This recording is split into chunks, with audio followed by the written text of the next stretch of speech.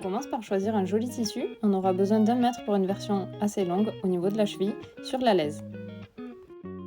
Ensuite, on va venir surjeter les 4 côtés de notre rectangle. On va venir épingler endroit contre endroit les 2 bords jusqu'au niveau où on veut que la fente commence.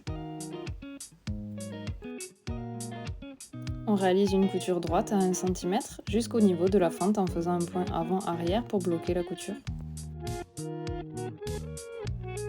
On vient ouvrir la couture au fer. Et on continue dans le prolongement au niveau de la fente pour rabattre la marge de couture sur l'envers. Puis on va venir réaliser une couture tout le long de la fente en faisant un U pour bloquer la marge de couture sur l'intérieur.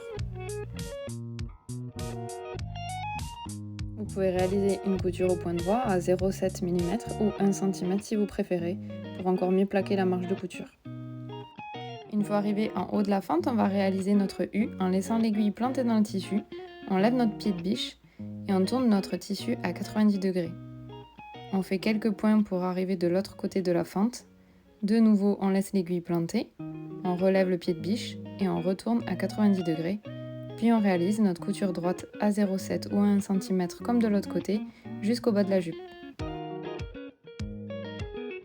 Maintenant, on admire notre jolie fente avec notre U. J'aurais pu faire un petit peu plus large pour mieux plaquer la marge de couture.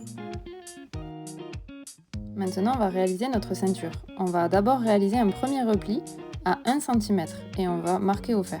Puis on va faire un deuxième repli en fonction de la largeur de votre élastique et si vous voulez un froufrou à la taille ou pas. Ici, mon élastique mesure 3,5 cm et je veux un froufrou de 1 cm.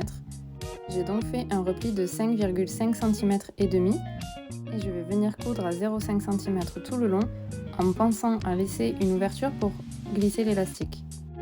Maintenant, voici 2 astuces pour coudre à la même largeur tout le long. D'abord, avec le guide de matelassage. Je le place pile à l'endroit où je veux que mon tissu s'arrête pour pouvoir coudre au milieu. Donc je mesure, je me place bien. Ou deuxième option, je mets du masking tape et de la même façon, je me place bien et je couds tout le long au point droit. Cette couture est optionnelle seulement si vous voulez un froufrou. Vous pouvez également vous en passer si vous voulez seulement l'élastique.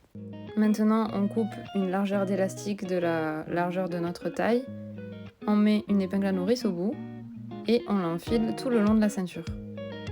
Maintenant, on vient coudre les 2 bouts d'élastique ensemble. Je fais plusieurs coutures pour bien maintenir. On vient fermer l'ouverture que l'on avait laissée pour l'élastique en étirant un petit peu notre tissu puisque l'élastique fronce. Je répartis bien mes fronces et pour éviter que l'élastique ne s'enroule quand j'enfile ma jupe, je décide de faire quelques coutures pour maintenir l'élastique en place. Maintenant, vous pouvez l'essayer pour décider de la longueur totale de votre jupe, puis de faire un double repli pour l'ourlet. Et voilà, maintenant votre jupe élastique avec sa jolie fente est terminée, il ne vous reste plus qu'à réaliser de jolis looks avec.